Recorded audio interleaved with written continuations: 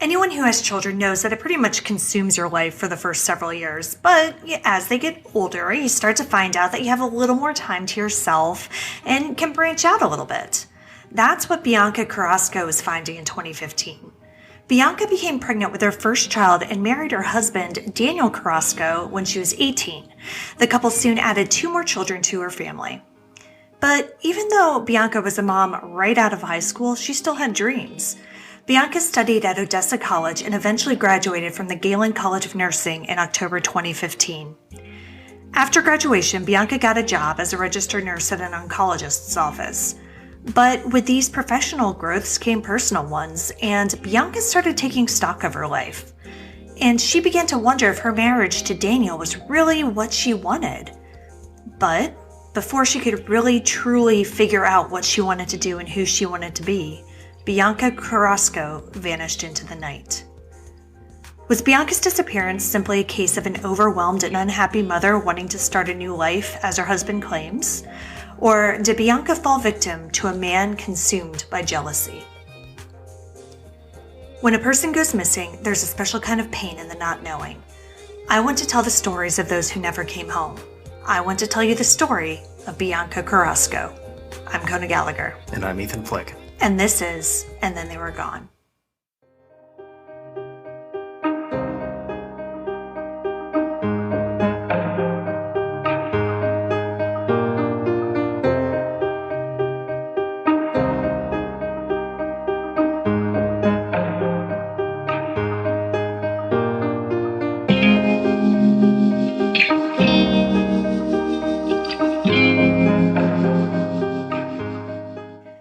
Welcome, finally, to our Season 2 premiere. Thank you. Welcome, Season 2. I know. I'm excited that we are finally getting everything sort of figured out and trying to... Thank you, by the way, for bearing with us Yes. and dealing with our crazy move that took a lot longer than expected, and then dealing with some work issues Yep. that had me working for 21 days straight. But we're back. So we are going to resume bringing you content every single week. So let's go ahead and get started, because this story is just so horribly sad. It's a relatively recent case, and there is still a possibility of finding answers. And I think for Bianca's family, we really need to keep her story alive and see if we can get those answers. Absolutely. Let's get into it. All right. Bianca Zanette Carrasco was born on July 21st, 1986 in Odessa, Texas, to Barbara Talamantes.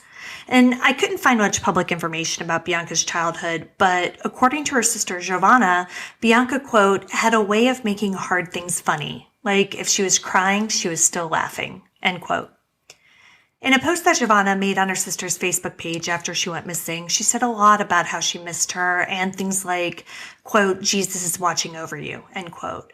But she also said that Bianca would be the first one to make fun of her for being cheesy. She also said that Bianca had a wicked sense of humor and loved making jokes at inappropriate times. So, basically she was a girl after my own heart. But underneath the inappropriate jokes must have been an incredibly kind and empathetic soul. As I mentioned in the intro, Bianca worked as an oncology nurse. And her Facebook page has touching posts from her patients, thanking her for taking care of them through chemotherapy treatments and even for sharing her green bean casserole recipe. Huh. Yeah, and we have a friend who was an oncology nurse. We do. And I actually, you've been friends with her forever, and I didn't really know her while she was doing that. But I imagine it's an incredibly just demanding and stressful job. Yeah, there were definitely nights when she went home and sobbed. It's... Yeah. There's happy stories, and there's a lot of sad stories. Ugh. So... Yeah, it's it really, it's emotionally taxing. I can imagine. You really have to be a special person to be able to take that on. So you said Bianca was had a kid right out of high school. Mm-hmm. When did she find time to go to nursing school? Oh my goodness! After her third kid. Whoa! I know, right? We have 3 kids, and we can barely make dinner at night. Yeah. But yeah, she was really driven. Yeah, that's really impressive. It Nursing really- school is not an easy thing to go No, through. not at all. Especially not once you've been out of the school rhythm Yeah. for a while, Yeah, you know? absolutely.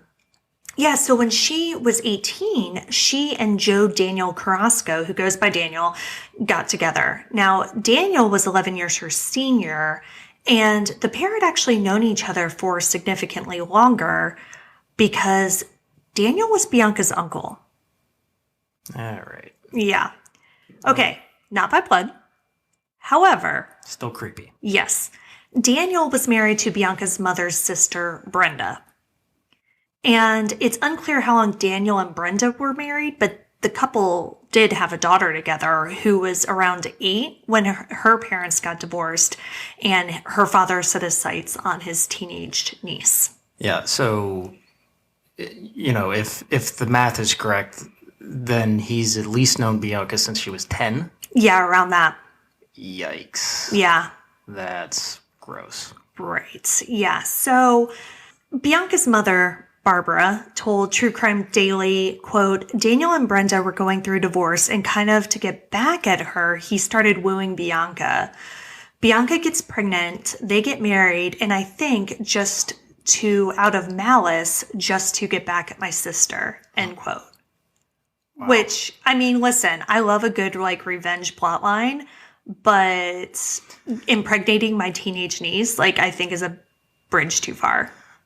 I mean, it's definitely the long game. For sure. That's not. There's definitely some immediate satisfaction, but you're in it for at least 18 years. Yeah, so, yeah. At that point, I would just be I think I would go more toward the throw all their shit on the wall and set it on fire. Yeah, definitely.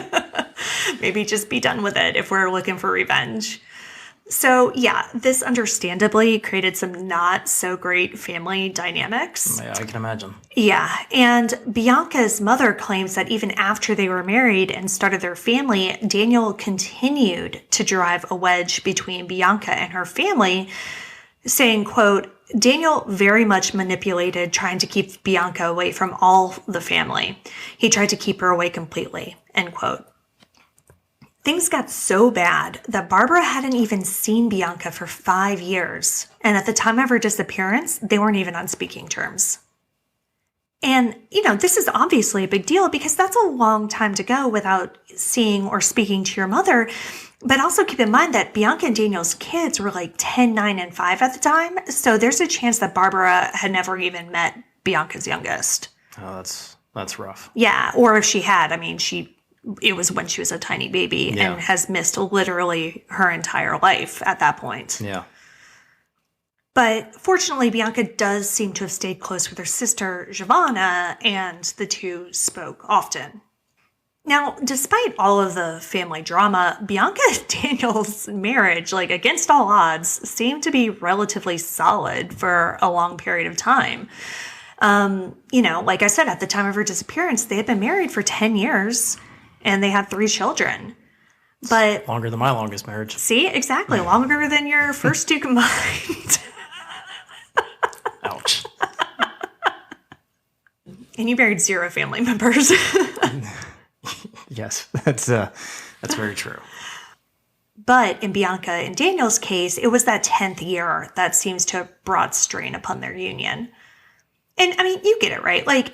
She spent the ages of 18 to 28 as a mom and a wife. She wasn't partying or dating or making bad decisions, or doing any of those things that you do in your late teens and 20s. Yeah, and it sounds like there's definitely some, manipulation going on. Right, maybe some control kind of issues. Yeah, you got to think he's 11 years older than her. Mm-hmm.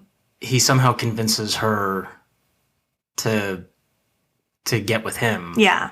At a very young age, at 18, and then have kids and get married. Yeah. There's got to be a certain amount. Yes, she's a consenting adult at that point, but at that point, but who knows when it started? Exactly. They got married. She got pregnant when she was 18. That's not necessarily when all of this began, though. Right. So there's evidence there of some sort of history of manipulation and, not physical abuse, but at least some sort of mental abuse. Yeah, For lack emotional. of a better Yeah. word. Yeah. So after 10 years of it, and now you said she's 28. She has a career. Well, yeah, so that's the thing. So at 28, she makes this huge change, right? Like she goes to nursing school, she embarks on this new career, and doors started opening up to her. She started seeing the world, I guess, for what it could be. Right. Or just the world outside of her little micro universe. Exactly. Yeah. And, as it will sometimes happen, when those doors start to open up, sometimes romantic ones open up as well. In the spring of 2016, Bianca, who at that point was 29, really just decided that she was done. She apparently told Daniel this and even changed her Facebook status to divorced, though she had not yet started legal proceedings. Well, it's real once it's on Facebook. Right? I think that's almost more, it's almost more real than just actually getting divorced, because that's public. Yeah, yeah. She is sending a very clear message at that point. Yeah. As far as I can tell, neither one of them moved out of the home, though. But, Bianca was over it, basically, and she started behaving like a divorced woman. She was apparently talking to several men at this time and was romantically involved with at least one in particular. And I don't know if Bianca was actively hiding this from Daniel or if she just didn't think it was any of his business. But either way, he didn't really seem to be, clued in on these activities. It certainly wasn't this mutual, okay, yes, let's separate, let's live our own lives, although we have to be under the same roof for whatever financial reasons or children reasons or whatever. It very much seems like Bianca made this decision and Daniel was not quite on board. Yeah, well, I mean, it's pretty rare that in a divorce, in a, I want to say, quote unquote, normal divorce, but yeah. It's usually prompted by one side or the other. Right. Yeah, So, and eventually the other side, I imagine, will figure it accept out. it. Yeah. Right. But I'm sure it takes time, right? I mean, it's typically not like an overnight phenomenon, especially if you're in the same house. Right. So her sister Giovanna told True Crime Daily, quote, I think she was communicating on her phone and social media outlets. I think maybe she's met with one of them once or twice, but it was nothing serious. I had a conversation with her about it, and I just kind of told her, y'all have been married for a long time. It probably feels good to have the attention from him. And she was honest and said that, yes, it was, end quote. Giovanna warned her to be careful, saying, quote, you don't know what kind of trouble this can cause, end quote. On Wednesday, April 27th, Bianca found out exactly what kind of trouble these communications could cause. That day, Daniel apparently went through Bianca's phone and found her texts to these men. While we don't know if they had a fight or exactly what was said, we do know from a text that Bianca sent to Giovanna that Daniel took decisive action. Quote, Daniel emptied the account and opened another account without my name on it, so I have no access to money except my credit card, which is almost at the limit, end quote.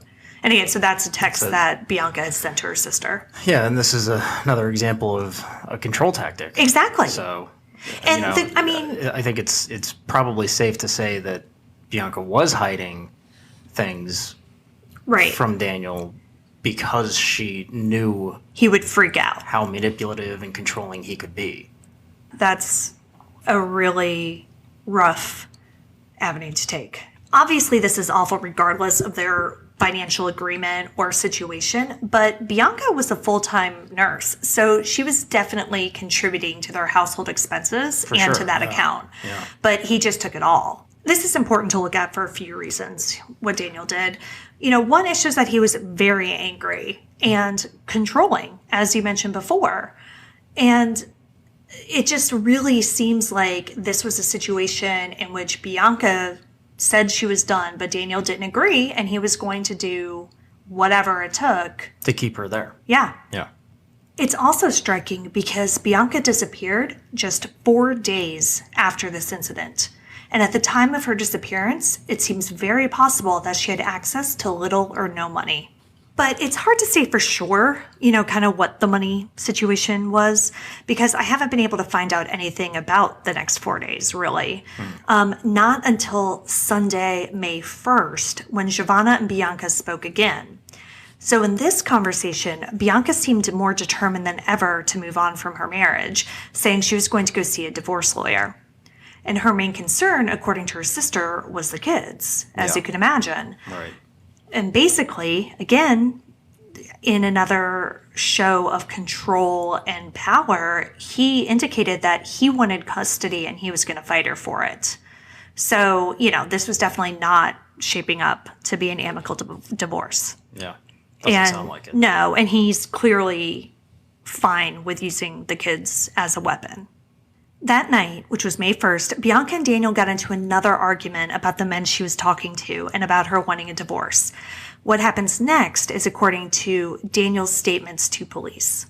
He says that after the argument, Bianca took off and started walking down the street. So Daniel says that he grabbed their youngest child, put her in his truck, and left their San Antonio home to drive back to work in Odessa, leaving their two older children, who are only 9 and 10, alone in the house at night.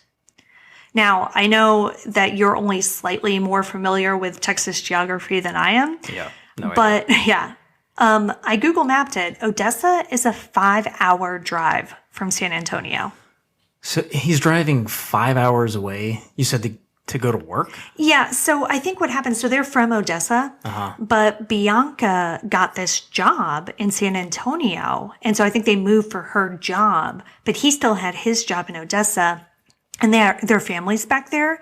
So what I think was probably happening, and this is never explicitly stated, but my guess is like he'd go back and work for a few days and then come back and, I don't think he was making leaving every morning and driving 5 hours. 10 hours a day. Yeah, exactly. Yeah. But so he takes the one youngest of the kids and leaves 2 kids home in San Antonio. And didn't tell Bianca this. No. Wow. Because Bianca took off, right? So they had the argument. Bianca started walking. And so he grabs the little one and just tells the other two to just 9 and 10? be cool. Yeah. And then leaves That's for 5 way too hours. young. Absolutely. So this is a Sunday night. And I assume, because it was May 1st, that they had school the next day. Right.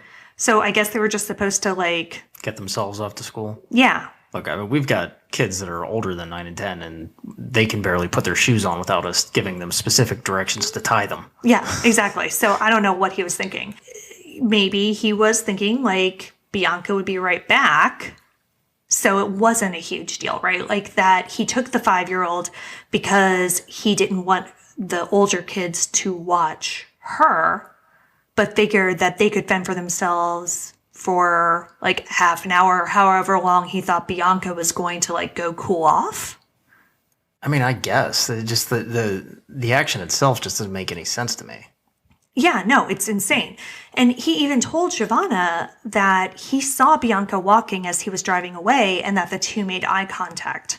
So, okay, she knows that he's gone. So if they made eye contact when he was driving away with their youngest daughter, then she can say, oh, Daniel left. The kids. Yeah, alone. Maybe I should go back home and check on my kids. Yeah. I would be willing to give him the benefit of the doubt on that, right? Because on its face, you could think, okay, they had an argument. She storms off. He takes the kids. They see each other. She knows he's leaving. So he assumes she's going to go back home because, he's not there. So the situation's done and she's going to go take care of the older kids. But the way he acted in the following days make me question that.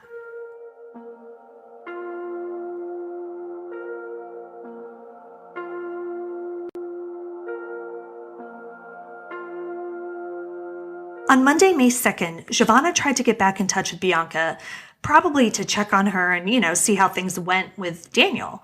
But her phone calls and texts went unanswered. By Tuesday, Giovanna still hadn't heard back from her sister, and the calls she made just go straight to voicemail. Giovanna was so concerned that she actually called the doctor's office where Bianca worked, and they said that not only was she not there, but she hadn't come in on Monday either, and no one had heard from her. And this was completely out of character for Bianca, as you can imagine. So Giovanna immediately, all the red flags go up, and she thinks something's very wrong. So here we have somebody that does not have access to money because her husband took it all. So it doesn't seem likely that she would leave on her own accord to quote unquote start a new life or whatever without money or now a job. That doesn't make sense. Well, exactly. She has this career. This career that she worked very hard for. She doesn't have access to money, so she needs to go back to work. It doesn't add up. Right. That she would just split on that Sunday without having a plan or anything. Yeah. Yeah, and it just gets weirder over the next couple days. After Giovanna calls Bianca's work and, finds all this out, she, of course, reaches out to Daniel to see if he knows anything. But he seemed completely unconcerned about his missing wife. According to an interview Giovanna gave to CBS 7 about 6 months after Bianca's disappearance, quote, "He said she left, and I said, 'What do you mean she left?' And he said, 'I don't know, she left,'" end quote. It's heartfelt. Yeah, all right, I can get being pissed at your wife and being like, yeah, I don't care where she is, but your 2 children were left home alone. Right. So shouldn't For that... how long? Exactly. Shouldn't that be a major concern for you? Yeah. And again, I don't know how long the children were left alone, but Odessa is a 5-hour drive and there's no indication that Bianca ever returned to her house. So it had to have been a while. And it's really weird to me that everything I read when I was researching this, kind of glosses over the fact that these kids were left alone. And I never found any indication of when somebody came for them. Yeah, I would assume her sister did. Yeah, but that was days later that she even realized Bianca was gone. Right.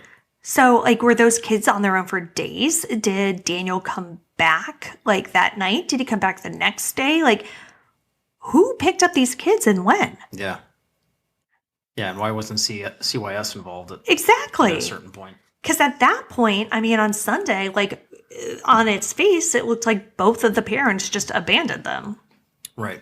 So Giovanna and Daniel are talking, and she tells them that Bianca didn't show up for work and that she's really worried, so she wants to file a police report. But Daniel tells her not to. He said basically that Bianca decided to take off, so there's no point because this is what she wanted. Again, manipulation tactics. Thankfully, Giovanna wasn't having it. She's like, what in the hell are you talking about? Good. Yeah, she wanted to leave her husband, but she wasn't going to do it randomly on a Sunday night with no car and without her children. Right, and then not answer her phone. Yeah, and not talk to her sister who, her. in her, it's clear, she has been talking about her marital problems to her sister this whole time. Yeah. So she's just suddenly going to cut off contact with her. Yeah. So anyway, Giovanna calls the police herself, and their first question is, why are you calling us? Why isn't her husband calling? According to Giovanna, the police officer calls Daniel right there in front of her. But when Daniel answers, he tells the officer that he has the wrong number. After that, though, Daniel does call police and eventually files a missing persons report for his wife. Yeah. Once the missing persons report is filed, investigators search their home and the area surrounding it, looking for any clues that could tell them where Bianca went after she and Daniel had that argument, but they came up empty. Bianca's family posts flyers all around town, and her sister Giovanna starts a Help Find Bianca Carrasco Facebook page. In addition to bringing Daniel in for questioning, police also interview the men that Bianca had been in contact with. Yeah, rightfully so. Exactly. Yeah. But they eventually clear them as suspects, to the point where they were never even publicly named. Yeah. As the investigation continues in the days after her disappearance, few clues are found and fewer questions are answered. And what they do find out worries the family even more. Apparently, Bianca's phone was turned off at 10:22 p.m. on the night she disappeared and was never turned on again. Do we know what time Daniel alleges that Bianca walked out of the house? I don't know exactly what time, but it was evening. It was nighttime. So, probably not too long before that. Mm-hmm. Police say that Daniel Carrasco was cooperative and answered all of their questions. San Antonio police officer Doug Green told True Crime Daily, quote, "We're not ruling anything out in this case. There could be some foul play involved. It's our hope that we can get some more information, hopefully from the public or from anybody else that knows anything about this case or Miss Carrasco's whereabouts to help us find out where she is, because we know that the family is grieving," end quote. Great that Daniel's being cooperative, but that's eventually. Yes, but that's not an indicator of innocence. I mean, the fucking numbnuts Chris Watts answered every question and took a lie detector test. Right. And was guilty as hell. Yeah, so, exactly. When you're talking about somebody that is a manipulator and is good at it and has had years of experience doing it, he's probably thinking in his head that he's smarter than the cops and that he can just figure this out. Yeah, absolutely. Yeah. And I think on the flip side, not being cooperative isn't necessarily an indication of guilt, no, right? Not at all. That whole thing only the guilty people would ask for a lawyer. Smart people ask for a lawyer. Yeah. Always ask for a lawyer. Always, yes. As for foul play, Bianca's mother, Barbara, thinks that's exactly what happened and that Daniel is responsible. According to that same True Crime Daily article, she thinks that Daniel killed her daughter and either put her in chemicals or in concrete, and that's why her body hasn't been found. This is reminding me a lot of the Watts story. Yeah, absolutely. She just quote unquote goes missing, and he's conveniently out of the area. Right. Come on. Yeah. And he works in some construction or something. Yeah, he has some sort of job like that. Yeah, where he could potentially dispose of a body easily. Yeah. Similar to what Chris Watts did. Mm-hmm. Yeah, it's not looking good for Daniel. Yeah. Well, for her part, Giovanna and the other family and friends seem like they tried to stay positive, at least in the beginning, right? There are a ton of messages on Bianca's Facebook page imploring her to get in contact and reassuring her that no one will be upset with her if she just comes home. But she didn't come home. And after a while, the messages turned from pleas for a safe return to memorials for a bright, vivacious young mother who was taken too soon. And now, nearly 5 years after her disappearance, the case is pretty much where it was in 2017. Though apparently the homicide unit has now been brought in to investigate. Daniel Carrasco has never been charged with any crime, nor has he ever been publicly named as a suspect in his wife's disappearance. He currently lives with his 3 children in Odessa. I was just going to ask who's got the kids. Yep. So I think at the beginning, the kids might have been staying with a different family member. Mm-hmm. But I think once the active part of the investigation was over, they ended up back with their dad. Yeah, and look, benefit of the doubt here, it doesn't seem as though there's any evidence linking him to this. So it's not like you can keep his kids away from him for being an asshole. Right. Exactly. And that's the problem with this, is that there's just no physical evidence indicating anything. Mm-hmm. There's no evidence that she decided to take off, that she decided to start a new life. She didn't have her car, she probably didn't have money. She didn't take clothes. She didn't have anything with her. Turned her cell phone off or somebody did. Yeah. And she just took off on foot on a Sunday night. Exactly. After a fight. And never came back. Right. This clearly doesn't seem like it was something that was planned out on her part. Right. Right. And we might do a future bonus episode because I have been, this always comes up in these cases that we cover with missing adults. Hey, maybe they just walked away from their life and no, they didn't. But Sometimes people do. Sure. Right? Yeah. And so I actually did read about this case while I was researching a different episode in which somebody did exactly that and was found over 20 years later living in Florida with a whole new family. But in that case, it was very different because, while this person also didn't take like clothes or seemingly take money or, anything like that, like he was in contact with people after his disappearance. Yeah. So there was probably some evidence there of planning. Yeah. And I think there was evidence that eventually did kind of come out. Right. That shows like why he did it and things that he might have done. And yeah, like you said, planning. But again, it's very different from this case and these other cases that we've talked about where a person just seemingly disappears without a trace. Right. Because again, going back to physical evidence, there's no physical evidence that we know of that anything violent happened to her, right? Like, if the kids did give a statement, they obviously didn't give anything incriminating against their father. I'm sure there wasn't, blood in the house or other signs of violence. Right. Yeah. So if anything did happen, it didn't happen in the house, probably because the kids were there. Probably didn't happen in his car or his truck. Right. Because I'm sure that was all searched. Evidence there. Yeah. So it could have happened somewhere, and then he brought her into the truck to move the body. I mean, how old was the youngest 5 kid? Well, I mean, that's old enough that, if the 5-year-old had been questioned or had seen something, he probably would have said something to she. Well, yeah, Sorry. She. Yeah, so she would have because, right, like, again, going back to Chris Watts, not to make this about him because he's awful, but, when he was giving his statement about what happened, like his girls were much younger than 5 and they were still somewhat aware of what was going on. Exactly. And they were asking questions and what's wrong with mommy? Exactly. Things like that. And so a 5-year-old is certainly going to remember seeing something weird, right? Yeah, exactly. And whether the 5-year-old could understand what she was seeing is something different. But like at 5, you're going to know if something weird is going on. Yeah.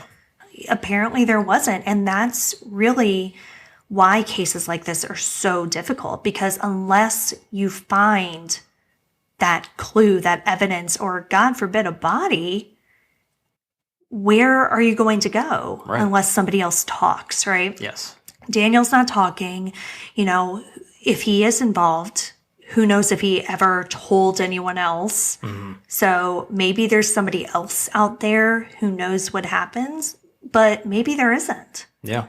So it really just comes down to luck and waiting and patience, or somebody. A witness coming forward. Yeah. Yeah. Or a crisis of conscience. Yeah.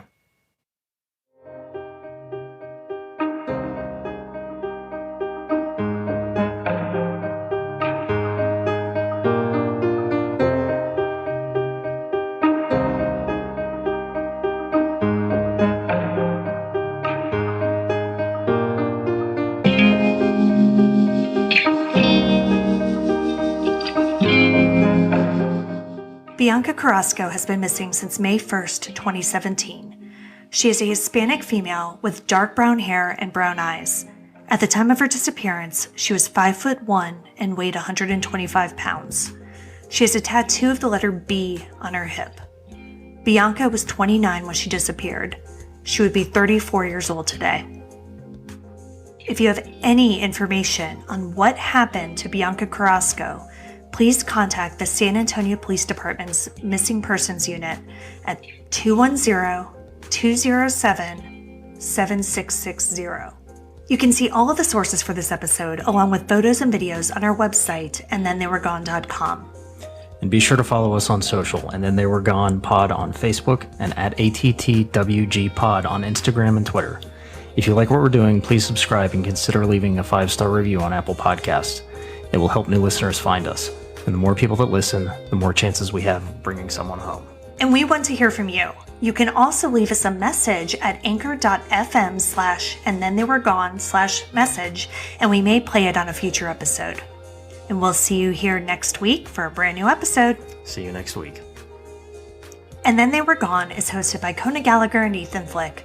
All research, writing, and editing is done by Kona Gallagher. Theme music is The Stork by Ketsa. Additional music is provided by Kai Engel. And Then They Were Gone is a Little Monster production. Hey, you can do it!